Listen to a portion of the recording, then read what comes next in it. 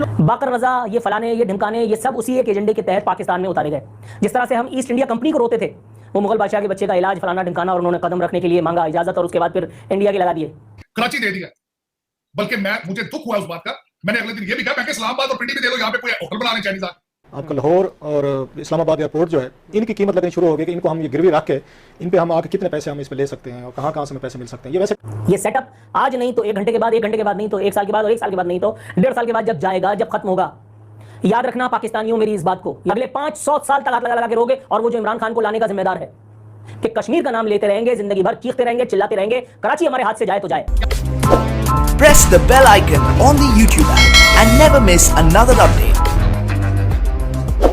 नमस्कार दोस्तों, वीडियो का इंट्रो और थंबनेल देख के आपको वीडियो का टॉपिक समझ में आ गया होगा। तो चलिए दोस्तों, बिना टाइम वेस्ट किए आगे बढ़ते हैं इस वीडियो की ओर। दोस्तों, अगर आपने अभी तक वीडियो को लाइक नहीं किया तो वीडियो को लाइक कर ले। मिलते हैं आपसे इस वीडियो के एंड में। इमरान खान खुद क्या कम थे कि अब IMF से वो जो मांगा हुआ, उधार लिया हुआ इंटेलेक्चुअल जो हमारी कमर पर दुर्रे बरसा रहा है IMF की मदद और मुआवनत से, उनकी ईमा पर बाकर रज़ा ने इस मरतबा अपने होने का सबूत दिया है। इसकी इन मौसूफ़ की इस एक हरकत से ये तो ज़ाहिर हो गया कि इंसान कितना भी पढ़ लिख ले, बाहर नौकरी कर ले, डॉलर पाउंड की गंगा में बहा यानी नहला करके और उसको गंगा स्नान का इंतज़ाम किया जाए, सब कुछ किया जाए, लेकिन दर हकीकत किसी एक ख़ास मुद्दे, किसी एक ख़ास मामले, किसी एक ख़ास वक्त में इंसान की असलियत आश्कार हो जाती है। कहते क्या है गवर्नर स्टेट बैंक जनाब वाला इमरान खान कहा करता था कि जब डॉलर की कीमत बढ़ जाती है तो मुल्क पर कर्ज़ों का हुजूम बढ़ जाता है, और इसमें कोई शक नहीं है, ऐसा होता है। यानी अगर आपने जो इंटरनेशनल फोरम से जो उधार पकड़ा है, अगर वो मिसाल के तौर पे 100 रुपये डॉलर की कीमत अप होने से वो यानी उस पैसों पर भी फ़र्क पड़ेगा। वो 100 से 150, 200, 300, 400 और कितना भी हो सकता है, कितना ही हो सकता है। लेकिन इमरान खान, अपोजिशन वाला इमरान खान, क्योंकि ये वाला इमरान खान तो अंधा बहरा है, ये तो कठपुतली है, इससे तो सिर्फ जो कुछ करवाया जा रहा है ये वो कर रहा है, इसके हाथ में कुछ नहीं है। इमरान खान को गाली बकने से, इसको अपने प्रोग्राम्स का मौजू बनाने से, इसको तनकीद का हदफ बनाने से कोई हासिल हुसूल नहीं। दर हकीकत ये वो लोग हैं जिनका सामने रखा हुआ ये सो कॉल्ड प्राइम मिनिस्टर, हम गाली, तबर्रा, तान, तंज, तिश्ना इमरान खान पे करते हैं और पीछे से जन्नती दरवाजे वाले काम उतार रहे हैं। इमरान खान की हुकूमत कौन मानता है इस मुल्क में? अगर इमरान खान की हुकूमत होती, अगर इमरान खान वाकई प्राइम मिनिस्टर होता तो जो बाइडन इसको कॉल कर चुका होता। उसको पता है कि मुझे किससे बात करनी है, बल्कि बात क्या करनी है, हुक्म देना है।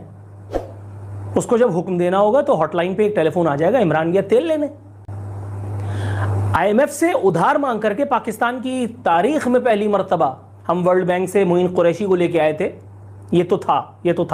लेकिन अब IMF से भी वज़ीर आज़म हमें यानी गवर्नर स्टेट बैंक बनवाना था, तो स्टेट बैंक को हमने एक तकरीबन ऑटोनोमस बॉडी ही बना कर रख छोड़ा है।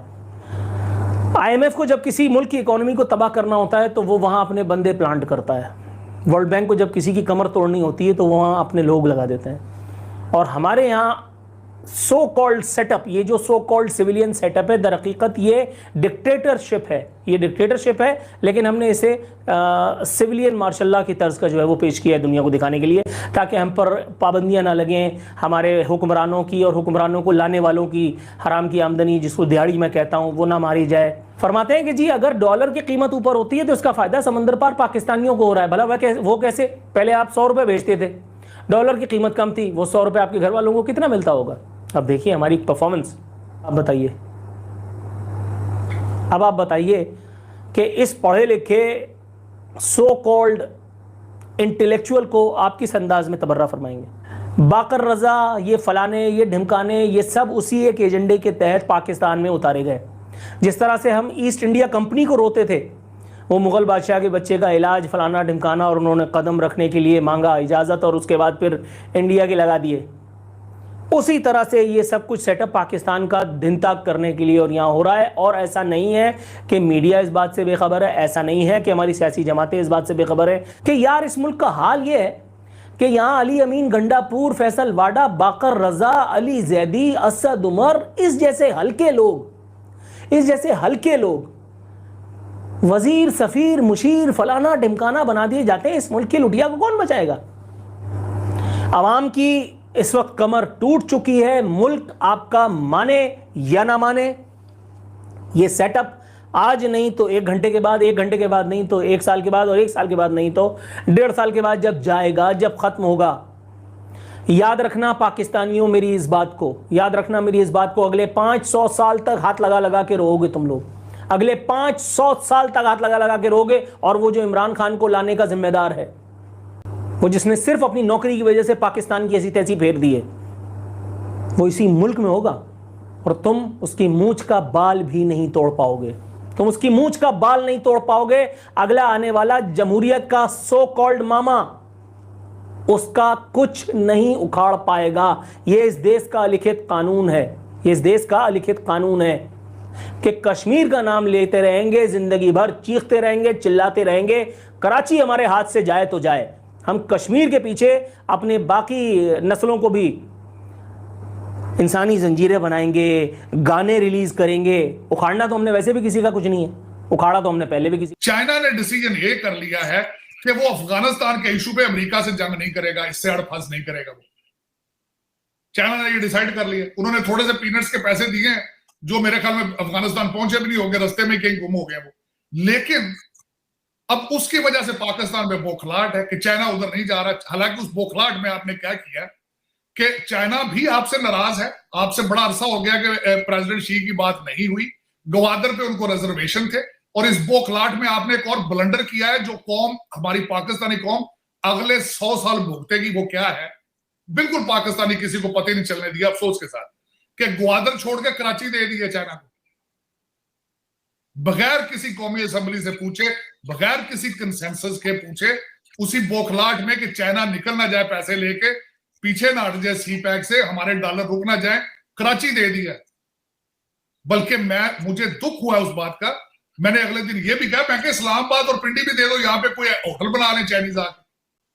मेरा मकसद है कि बगैर किसी से पूछे। और इनका डेट ट्रैप है चाइना का। देखो ये क्या करते हैं दुनिया के साथ, पैसा लेकर क्या करते हैं, इंटरेस्ट। अच्छा, कोई डील आप नहीं डिस्क्लोज करते कौम को कि कितना इंटरेस्ट देना है, क्या करना है, कोई बिल्कुल टर्म्स डिस्क्लोज डिस्कशन नहीं होती।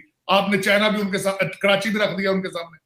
जैसे आपने कहा ना कि यहाँ पे तखमीने लगने शुरू हो गए, जो स्टोरीज खबरें सामने आ रही हैं कि मुल्तान, आपका लाहौर और इस्लामाबाद एयरपोर्ट जो है, इनकी कीमत लगनी शुरू हो गई कि इनको हम ये गिरवी रख के इन पे हम आके कितने पैसे हम इस पे ले सकते हैं और कहाँ कहाँ से हमें पैसे मिल सकते हैं। ये वैसे कल्चर जो है ना मोटरवेज वाला या एयरपोर्ट्स वाला, ये शुरू किया था शौकत अजीज साहब ने। ये रास्ता वो दिखा के गए थे पाकिस्तान के लोगों को। आप बिल्कुल आराम से लंदन में पड़े होंगे, शाम की बात फरमाते होंगे, कॉफ़ी पीते होंगे, सुगार 2-4 फूके लगाते होंगे। ये रास्ते वो दिखा के गए थे जो सबसे ज़्यादा स्टेबलाइज करने आए थे ना इस पाकिस्तान को। हालांकि उस वक्त इनको वहाँ से अमेरिका से बहुत बड़ी सपोर्ट भी मिल रही थी, कोलेशन सपोर्ट फंड का इनको $1.5-2 अरब जो है हर साल पाकिस्तान को मुशर्रफ दौर में मिल भी रहा था। उसके बावजूद मुझे नहीं समझ आती ऐसे कहाँ पे खांचे थे, खर्चे थे कि फिर भी आपको कर्जे लेने पड़ गए। सो उन्होंने ये कल्चर शुरू किया था स्कूक बांड वाला कि ये फ्लोट करते हैं, इस पे बैठ के गिरवी रखते हैं इमारतें वगैरह या जो आपके एसेट्स हैं, और फिर उन पे उनके अगेंस्ट हम कर्जा लेते हैं।